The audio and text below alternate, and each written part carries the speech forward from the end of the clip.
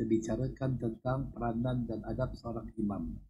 Jadi tak perlu untuk kita bicarakan lagi, cukup menjadikan imam yang ada di sini yang solat iaitu sangat-sangat baik, sangat-sangat sempurna, maka imam itulah kita menjadikan qudwah hasanah. Kenapa saya katakan imam di sini? Kerana selepas daripada surah Al-Fatihah adanya saktah yang panjang yang boleh memberi peluang, memberi ruang kepada kita untuk menyempurnakan bacaan Fatihah dan kemudian mendengar ayat yang dibacakan. Duduk iftirashnya dengan menegakkan kaki, duduk tawaruknya menegakkan kaki, berpindah berpaling selepas daripada membaca la ilaha illallah wa la syarikalah wa kulam doyohi maqala kulli qadir dan Allahumma jina minan sebanyak 7 kali, berpatah balik iaitu berpusing menghadap ke arah makmum. Itulah ciri-ciri imam yang telah menyempurnakan solat bagi setiap makmum, kerana solat makmum itu akan ditanggung oleh seorang imam. Baik, kita masuk kepada peranan dan adab seorang muazzin, iaitu muazzin ini nama bagi orang yang mengumandangkan azan. Tetapi di tempat kita dipanggil Tok Bilal. Bilal itu nama orang, iaitu tukang azan Nabi yang pertama. Baik. Di dalam hadis disebutkan faiza hadratis salatu fal yu'azzin lakum ahadukum wal yu'ammakum akbarukum. Jika waktu solat telah tiba, salah seorang di antara kalian hendaklah mengumandangkan azan untuk kalian, dan yang paling tua di antara kalian menjadi imam. Itu di dalam hadis, iaitu muazzin hendaklah menunggu perintah dan isyarat daripada imam sebelum mengumandangkan iqamah. Adapun untuk mengumandangkan azan, itu adalah tugas muazzin, tidak ada siapa pun boleh menghalang. Contohnya dalam solat isyak misalnya, telah masuk waktu isyak, hendaklah dikumandangkan azan. Jangan ditangguh-tangguh lagi. Kalau ada penceramah kata tak perlu azan, jangan hiraukan. Hendaklah dikumandangkan azan kerana itu merupakan syariat. Dan muazzin ini orang yang memegang amanah di dalam menentukan masa. Dan tidak mengambil hak imam untuk meluruskan saf. Jadi meluruskan saf itu tugas seorang imam. Imam yang meluruskan saf. Syarat sah azan yang pertama Islam. Yang kedua mumayyiz, tidak sah azan kanak-kanak yang tidak mumayyiz. Kemudiannya lelaki. Perempuan tak boleh, tuan-tuan. Kalau fahaman liberal yang mana imamnya itu diimami oleh Aminah Wadud, tukang azan pun perempuan. Itu dah berlaku di negara Eropah dulu tu. Kemudiannya tertib, iaitu tertib dimulai dengan ucapan Allahu Akbar, Allahu Akbar, asyhadu an la ilaha illallah, itu secara tertibnya tersusun dan berturutan semua lafaz tanpa terpisah dengan tempoh masa yang lama, dan menyaringkan suara. Dan menyaringkan suara ini mudah. Sekarang kita dah ada pembesar suara. Pembesar suara pun kadang-kadang boleh di-adjust, boleh dikumandangkan dengan suara yang merdu. Suara yang tak sedap pun boleh jadi sedap. Sebab adanya teknologi pada hari ini. Itu. Jadi muazzin ni untung. Muazzin ni sangat beruntung. Mendapat jajaran pahala di sisi Allah yang besar. Baik. Kalau dulu tuan-tuan dan puan, muazzin waktu subuh dia membaca tarhim subuh. Ingat tak? Kalau dulu lah. Sekarang tarhim subuh tu tak ada lagi dah. Kalau dulu muazzin dia baca as-salatu wassalamu alaik ya imam al-mujahidin ya Rasulullah wassalatu wassalamu alaik. Jadi dah tak ada kenegaran bagi bacaan tarhim subuh pada hari ini. Kalau boleh dihidupkan sangat baik. Kerana nak mengejutkan orang daripada tidur. Jadi kalau azan subuh, ada beberapa tempat yang mengumandangkan 2 kali azan. Ada satu masjid di Keramat 2 kali azan pada waktu subuh. Yang pertamanya pada pukul 5 pagi, kemudian yang keduanya pada ketika masuknya waktu subuh. Begitu juga beberapa tempat 2 kali dikumandangkan. Baik. Peranan dan adab serta syarat bagi makmum. Jadi tarhim subuh ni lebih baik daripada pasang kaset, daripada pasang CD. Itu lebih baik. Jadi Tok Bilal ni kalau boleh tarhim subuh, mengaji, itu lebih baik daripada dia masuk apa nama ni, bilik tu, dia tekan CD. Tempat saya berlaku tuan-tuan. Kadang-kadang Tok Bilal mandi pun belum lagi, pakai towel dia masuk dalam bilik tu tekan CD. Apa nak? Nanti kelang kabut dia. Kelang kabut dia nak azan. Itu tak boleh lah. Peranan dan adab serta syarat bagi makmum. Makmum ini kita lah yang ikut imam. Baik. Cuma ada syarat-syaratnya. Hendaklah yang berada di dekat uliyal ini minkum ulul ahlami wan nuha summa alladhi yalunahum salasan wa iyakum haizadakum fil aswaq. Hendaklah yang berada di dekatku di belakangku, kata Nabi. Yang belakang Nabi ni dari kalian adalah orang yang berakal dan berilmu. Orang yang kalau kanak-kanak tidak dituntut untuk duduk di belakang imam, iaitu yang lebih baik orang yang faqih tentang ilmu. Kerana apa? Kerana kalau imam batal, dia akan naik. Jadi kalau kanak-kanak duduk, imam batal, siapa nak naik? Tak boleh. Itu sebab jangan kita suka-suka duduk belakang imam. Duduk belakang imam, imam batal ataupun imam tersalah membaca ayat, siapa nak tolong betulkan? Kena orang yang ada ilmu. Kemudian diikuti orang-orang yang berikutnya 3 kali Nabi sebut, dan jauhilah suara keributan pasar-pasar, iaitu masjid tidak boleh kedengaran bunyi yang seumpama jual beli, itu dilarang. Jual beli dilarang. Orang gila dilarang. Adapun kanak-kanak yang tidak terkawal pun dilarang memasuki masjid kerana akan menghilangkan kekhusyukan orang yang sembahyang. Baik. Kalau di masjid, maka imam atau bila yang tidak bertugas tetapi hadir untuk berjamaah seharusnya berada di belakang imam yang bertugas untuk mengambil alih tugas bila batal solat imam dan menegur kesalahan imam seperti lupa ayat yang dibaca dan sebagainya. Itu kaedahnya. Jadi kalau di masjid ada beberapa imam, maka dengan itu imam yang tak bertugas tu jangan dia sembahyang di kuarter saja. Datanglah masjid, duduk belakang imam tadi tu. Saya teringat di Masjid Nurul Hidayah Kampung Pandan, tempat saya. Dulu ada 3 orang imam. Ketua imamnya Tuan Allah yarham dah dia, Tuan Haji Azhar bin Itam. Hampir 40 tahun dia menjadi ketua imam dan menjadi qadi, iaitu dulu nikah sekali. Bersama dengan dia tu Tuan Haji Zainal, Tuan Haji Yahya. Tuan Haji Azhar bin Itam ini ditamatkan kontraknya ketika umurnya 80 tahun jadi imam. 80 tahun jadi imam. Dan setiap waktu ketiga-tiga imam tu ada. Tiap waktu. Ketiga-tiga imam, Tuan Haji Zainal umur 70 lebih, Tuan Haji Yahya pun hampir 70 tahun.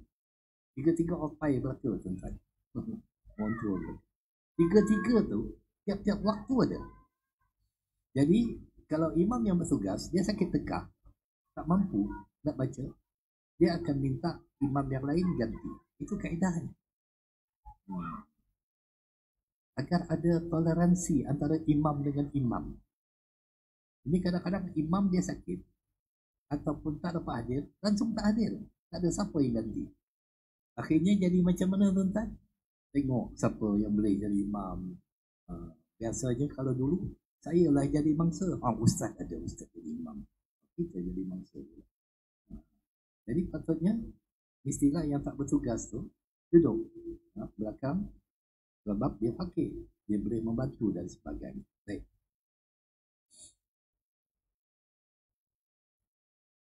Seterusnya di mana di dalam hadis Sahih Bukhari dan Sahih Muslim, anna Nabi sallallahu alaihi wasallam annahu qala innama ja'ala al-imamu litu'tama bihi fala takhtalifu alaihi wa idza raka'a farka'u wa idza qala sami Allahu liman hamidah faqulu rabbana lakal hamdu wa iza sajada fasjudu wa iza shalla jalisan fasallu julusan ajmaun. Daripada baginda Nabi bahawasanya baginda bersabda, sesungguhnya imam hanya untuk diikuti, maka janganlah menyelisihnya. Apabila ia rukuk, maka rukuklah, dan bila dia mengatakan sami Allahu liman hamidah, maka katakan rabbana lakal hamdu. Tetapi di dalam mazhab Syafi'i boleh untuk kita sama-sama mengucapkan juga sami Allahu liman hamidah. Apabila ia sujud, maka sujudlah, dan bila ia solat dengan duduk, maka solatlah dengan duduk semuanya.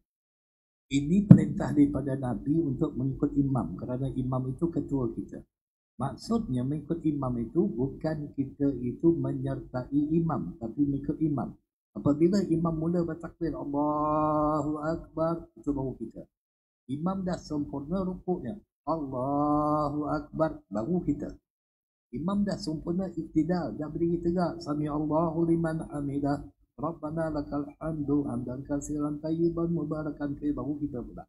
Imam dah sempurna sujudnya sampai dahinya ke lantai, baru kita pula. Itu kaedah mengikut imam. Jangan kita menyertai imam. Hukumnya makruh. Baik.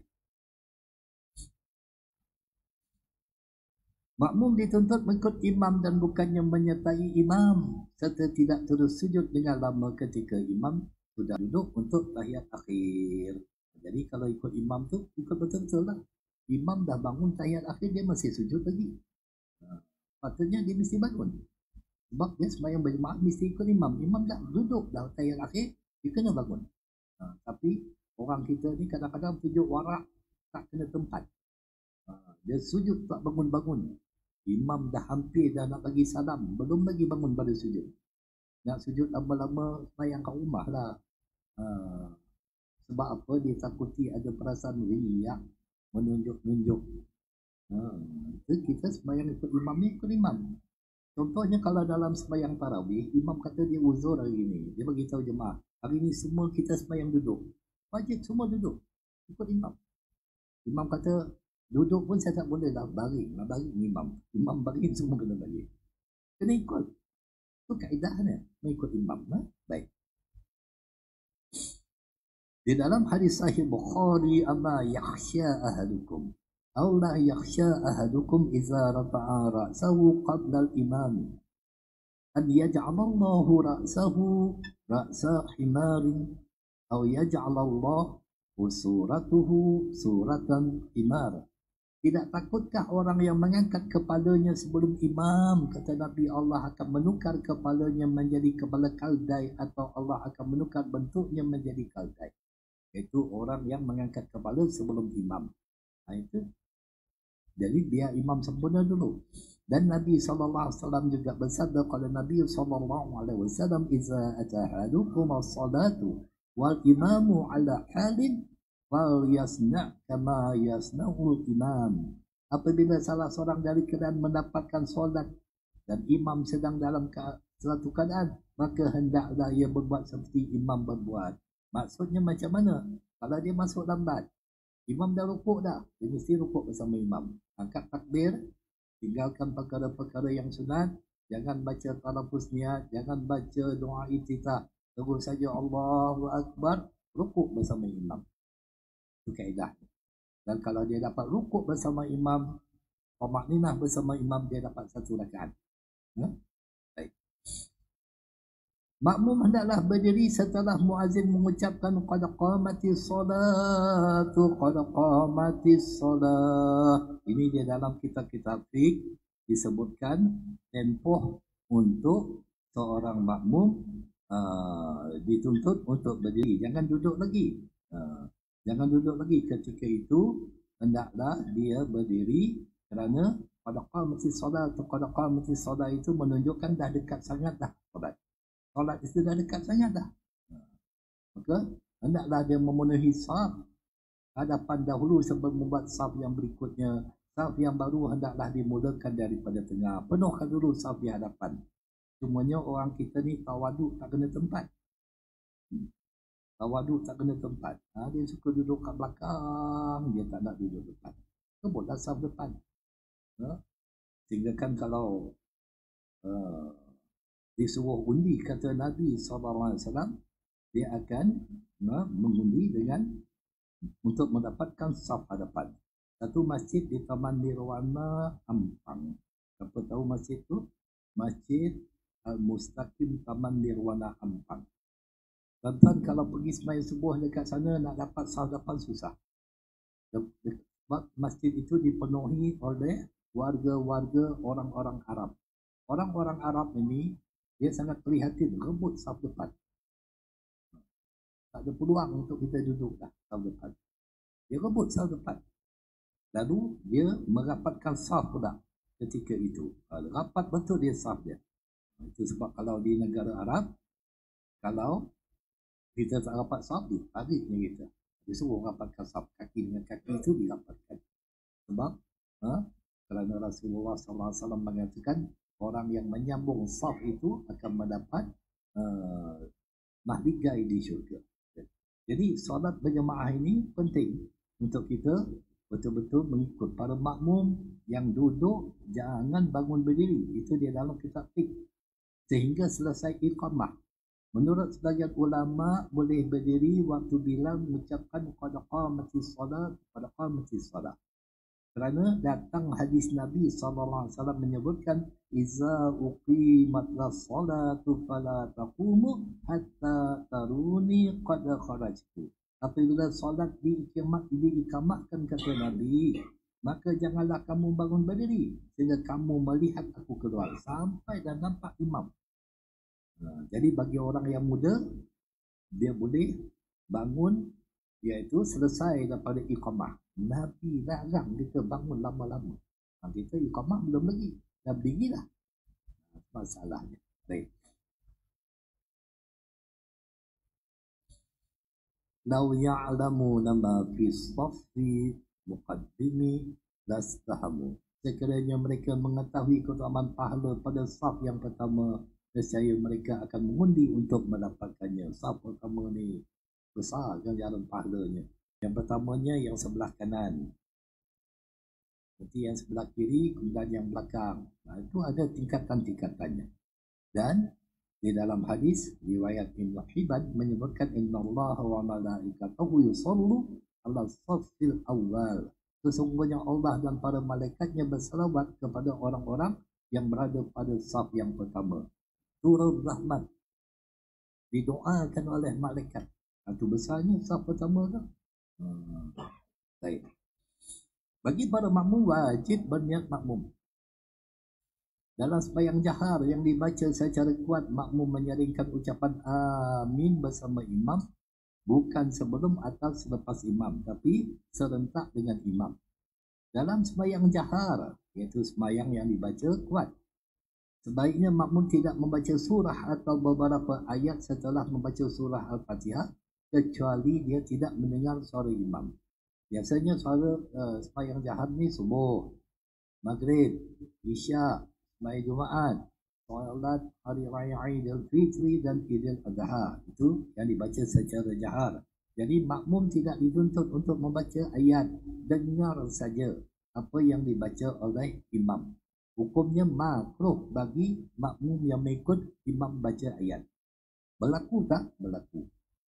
Saya pernah sembahyang sebelah seseorang tu ketika hari Jumaat subuh, imam baca surah Alif Lam Mim Tanzil As-Sajadah, diikuti dengan surah Al-Insan. Jadi imam baca Bismillahirrahmanirrahim Alif Lam Mim, dia pun ikut.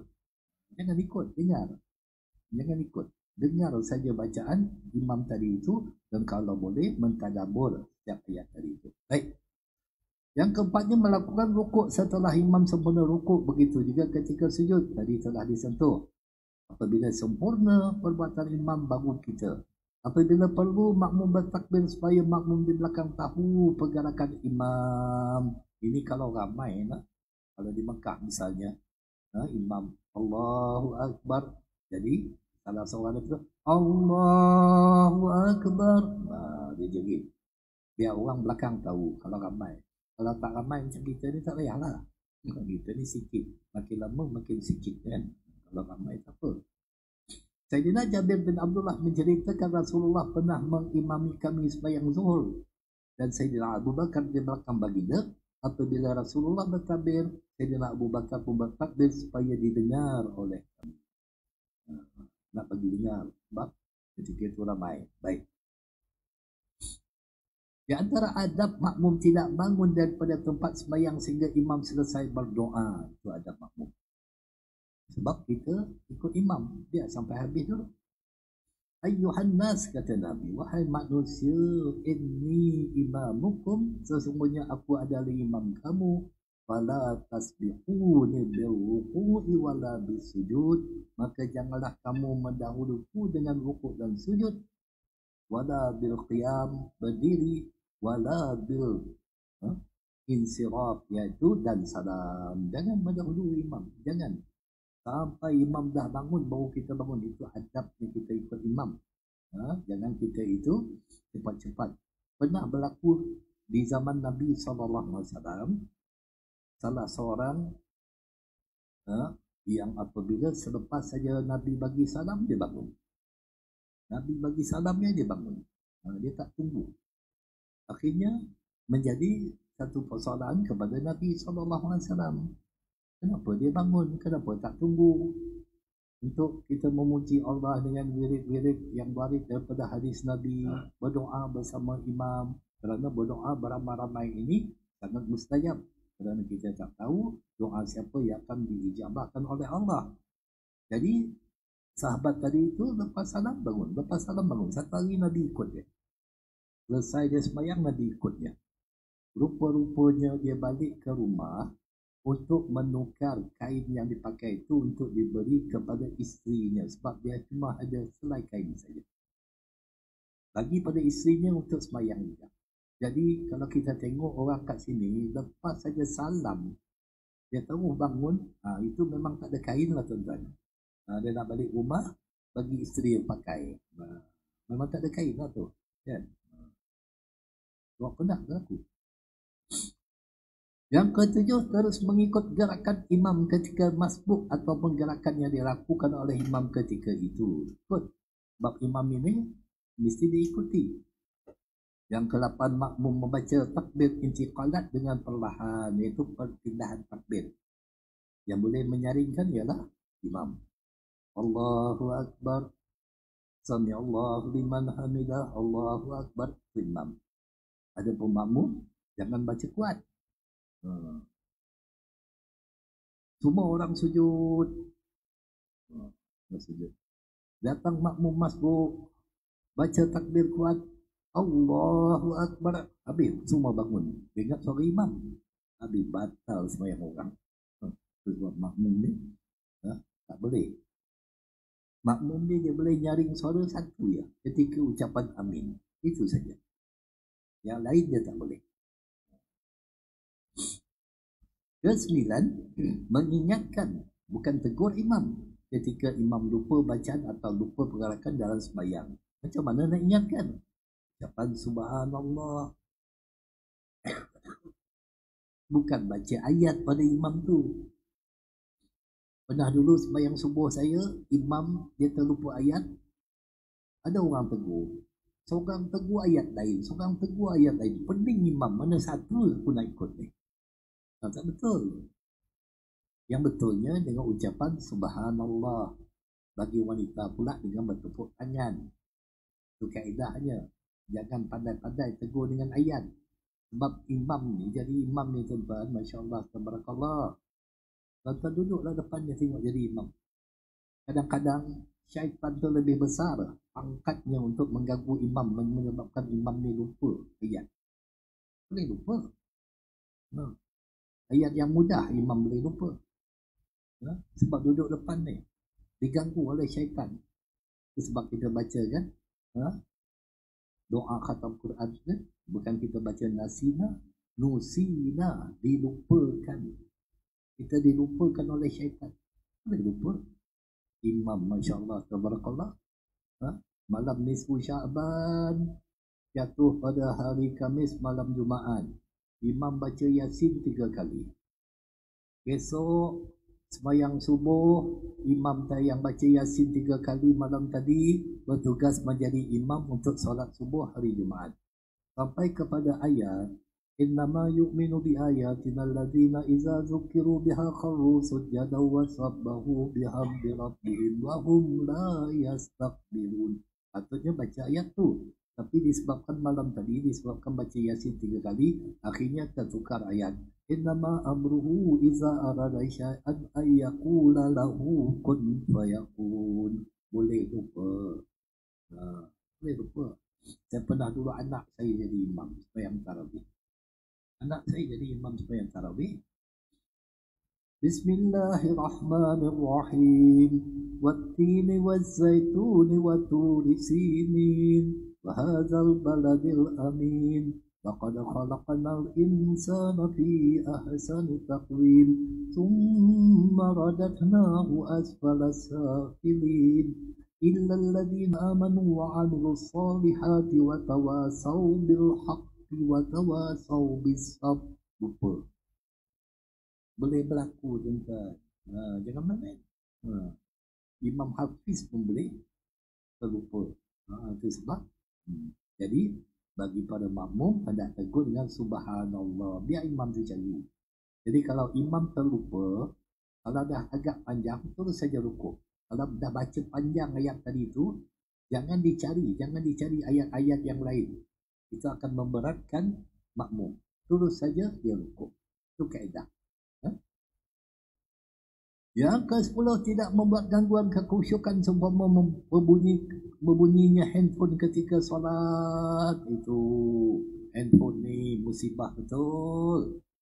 Kalau di dalam sembahyang mengganggu orang lain, itu sebab disuruh kita tutup handphone ataupun silentkan handphone. Jangan sekali-kali handphone itu menjadi alat pujaan kita. Kita tengok salah seorang daripada mangsa kemalangan dalam kemalangan jalan raya pelajar UPSI. Salah seorang daripadanya meninggal dunia sedang memeluk erat Al-Quran. Kita takut kalau kita mati besok, yang kita peluk handphone. Ada manfaat. Dan mereka itu kesemuanya mati dalam keadaan mendapat syahid akhirat. Kenapa syahid akhirat, tuan-tuan? Kerana sabit di dalam hadis, Nabi SAW bersabda, "Man kharaja fi talbil ilmi fahuwa fi sabilillah hatta yarji'." Siapa yang keluar dalam rangka mencari ilmu, maka dia di jalan Allah fi sabilillah sampai dia balik. Mereka itu penuntut ilmu besar, dapat syahid akhirat apabila mati. Itu besarnya penuntut ilmu. Jadi handphone ni merupakan musibah, terganggu orang. Apatah lagi handphone tadi itu kalau dengan nada dering zikir. Bila orang call dia bunyi apa terima, bunyi subhanallah, subhanallah. Imam baru nak mula sembahyang. Bismillahirrahmanirrahim. Alif lam mim. Dan pun dia bunyi subhanallah. Imam kata mana pula salahnya aku. Kan ganggu tu. Kacau jadi. Baik, sebelum memulakan solat peranan imam. Peranan imam ni penting. Sebelum mula solat. Pertamanya sutratul imam, sutratul man khalfah. Sutrah imam merupakan sutrah orang-orang di belakangnya. Dan Nabi bersabda, la tusalli ila sutrah. Janganlah engkau salat kecuali menghadap sutrah. Sutrah itu penghadap.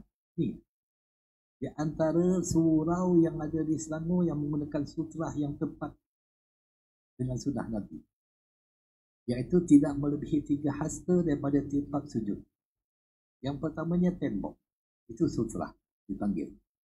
Iaitu sutrah merupakan penghadang, pembatas pagar untuk melindungi solat kita. Ini sutrah. Ini salah satu masjid. Ini dekat dengan mihrab. Biasa masjid-masjid mihrabnya ada. Tapi imamnya jauh dari mihrab. Itu masalah. Patutnya dekat dengan mihrab. Ini kalau tak ada, diletakkan kayu. Di Mekah, ini sutrahnya digunakan sebagai pelindung. Ini sunnah. Sunnah Nabi SAW. Nabi, kalau kita buka Sahih Bukhari, begitu banyak tentang penggunaan sutrah ini. Dan Rasulullah bersabda, "Iza shalla ahadukum falyusalli ila suratin wal yatnum minha." Apabila salah seorang di antara kamu sembahyang, hendaklah dia sembahyang dengan menghadap sutrah dan mendekatkanlah padanya. Sebab Masjid Nabawi dulu, tiang-tiangnya itu tiang-tiang tamar.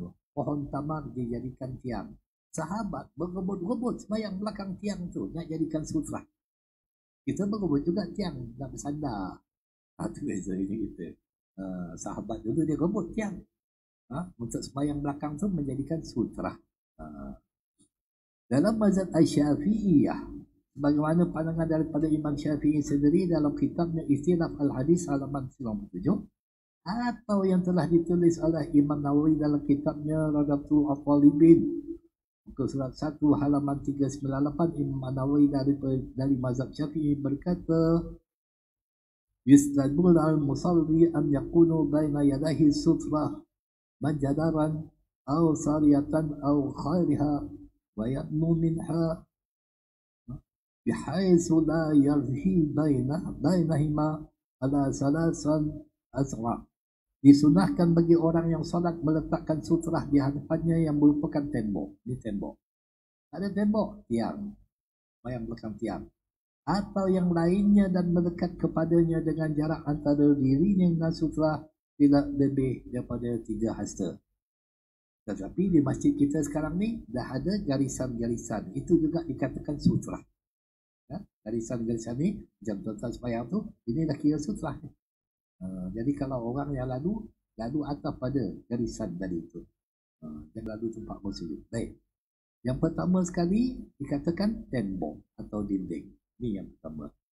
Kalau tak ada tiang, kalau tak ada letakkan meja, kerusi, rehal atau beg. Kalau tak ada kain ridak, sejadah boleh jadi sutrah. Kain ridak, sejadah itu jadi sutrah. Kalau tak ada garisan, itu garisan sutrah. Ini tuan-tuan yang ini masjid di Singapura, Masjid Sultan saya pergi di Singapura. Baik. Ana sallallahu alaihi wasallam yaqifu qariban min as-sutrah. Fakana bainahu wa baina jidari salasat ad'ur. Adalah Nabi solat dengan sutrah pembatas, maka di antara baginda dan dinding tersebut adalah 3 hasta. Itu yang mana Rasulullah sembahyang dia akan letakkan sama ada memacak tombaknya atas sembahyang di belakang untanya, itu Nabi akan menjadikannya sutrah. Iza shalla ahadukum ala fi naturihi fa in adha falyuqatilhu fa innama huwa syaitan syai'in yusturhu minan nas fa arada ahadun ayyattazu baina yaday fal yadfa. Apabila salah seorang yang menutupinya dari manusia menghadap sutrah seorang daripada kamu sembahyang menghadap, lalu ada seorang ingin melintas di hadapannya, hendaklah dia menghalanginya pada lehernya. Jadi kalau ada orang lalu, kita tahan.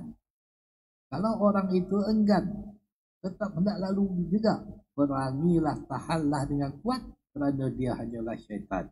Dalam riwayat yang lain disebutkan, bunuhlah dia. Tapi jangan bunuh.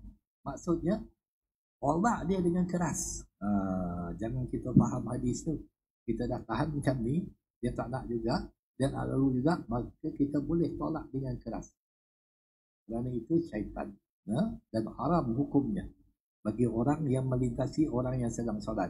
Itu sebab kita ada garisan ni, kalau ada orang solat, kita lalu atas pada garisan tadi itu. Jangan lalu pada tempat sujudnya. Tapi kalau seseorang tu sembahyang belakang tiang, itu baik.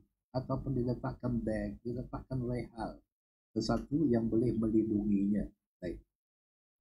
Lau ya'lamu maru baina yadayhi musalli maza alaih. Sekiranya orang yang lalu di hadapan orang yang sedang sembahyang mengetahui dosa yang ditanggungnya, lakana an yaqifu arba'in khairan lahu min an yumaru baina yadayhi.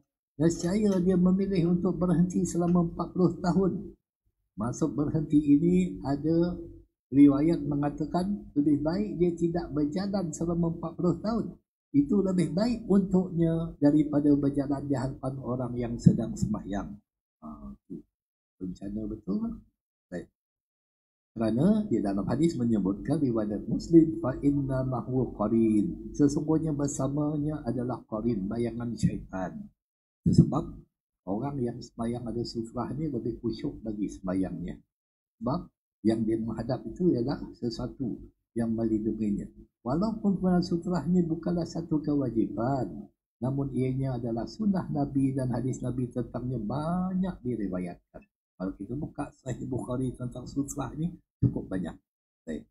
Perumpamaan jika rumah kita pagar agar tidak dimasuki pencuri, maka lebih patut untuk kita pagar solat yang kita dirikan. Itu perumpamaannya. Jadi solat itu lebih lagi berharga. Imam mengingatkan makmum supaya merapat dan meluruskan saf. La tusawwunu sufufakum aw yukhalifunallahu baina wujuhikum. Hendaklah kamu luruskan saf kamu dan Allah akan memecah belah kesatuan kamu. Luruskan saf. Di zaman Nabi SAW, Nabi sampaikan masuk ke saf dan membetul-betulkan bahu sahabat. Agar lurus saf itu macam mana? Bahu membahu. Rapat betul saf. Yang sembahyang kita itu dapat ganjaran pahala. Imam dituntut tidak mengangkat takbir sebelum saf sempurna. Jadi peranan imam sebelum sembahyang, imam bersih, tengok dekat belakang dulu. Tengok dah lurus belum saf. Dah lurus saf. Oh sufu vakum tadi luruskan saf, rapatkan saf. Tu belum lurus lagi. Tu kosong, masuk lagi. Itu peranan imam. Jangan imam menghadap depannya. Dia kalau menghadap depan, luruskan saf, rapatkan saf, belakang jadi apa pun dia tak tahu. Dia kena menghadap. Dia tengok, imam ni dia bagi command. Dia kena bagi. Macam askar lah. Askar, dia pembarisan betul-betul. Itu dalam pembarisan. Dia buat tak betul. Dia wakannya. Ini semayang lebih lagi kan. Di dalam hadis disebutkan kana Rasulullah sallallahu alaihi wasallam yamsahu manaqibana fi salati wa yaqulu tawu wa la tahtalifu wa tahtalifu qulubukum. Rasulullah dahulu mengusap bahu-bahu kami dalam solat ketika akan solat dan menyatakan luruskan dan janganlah saf kalian bengkok sehingga mengakibatkan hati kalian berselisih. Nabi prihatin betul sampai masuk. Itu sebab kalau kita tengok pembarisan askar ke ataupun polis di Raja Malaysia ke, dia akan masuk cek pembarisan. Dia betul. Ini sembahyang kita cincai tahu dia. Bengkok sana, bengkok sini, tak lurus saf, tak rapat saf. Baik. Kita tengok nah. Saf yang rapat, kita tengok kaki dia rapat, masya-Allah. Itu yang betulnya. Menyambung saf betul. Saf yang tidak rapat, tengok berterabur. Sembahyang. Rajin sembahyang berjemaah tapi tak dapat pahala berjemaah. Berterabur. Ini berlaku, banyak berlaku. Suruh rapat saf tak nak. Baik. Inna Allah wa malaikatahu yusallu ala alladhi yasiru yasufu. Sesungguhnya Allah dan malaikat mendoakan orang yang menyambungkan saf. Disambung rapat betul. Kaki dengan kaki bertemu dan bahu bertemu. Ada riwayat yang mengatakan cukup bertemu bahu dengan bahu itu telah rapat saf. Tidak disebutkan tentang kaki. Kerana apa? Kapasiti bahu lebih besar pada kaki. Jadi rapatkan bahu. Bahu membahu rapat. Dalam hadis. Baik. Man sadaf faujatan rafa'ahu Allah bihada rajah. Wabana lahu baitan fil jannah. Barang siapa yang menutupi satu celah dalam saf, ditutup. Tidak ada renggang. Nescaya Allah akan mengangkat darjatnya kerana dan akan dibangunkan untuknya sebuah rumah di dalam syurga. Itu orang yang menyambung saf. Sangat besar. Kalau ada isyak bagi tahu dah. Jangan kita terlebih pula. Akibat tidak meluruskan merapatkan saf, pertama memberi ruang kepada syaitan dan Allah Ta'ala akan memutuskan urusannya. Yang kedua, hati tidak bersatu antara para jemaah dan hilang pahala yang besar. Jadi cukuplah sekadar itu tuan-tuan. Mudah-mudahan yang sedikit perkongsian ini akan memberi manfaat kepada diri peribadi saya sendiri. Terima kasih kepada semua. Mudah-mudahan Allah terima ibadat kita dan memberkati ibadat kita sebaik-baik mungkin untuk kita menyempurnakannya. Hadza wabillahi taufik. Assalamualaikum warahmatullahi wabarakatuh.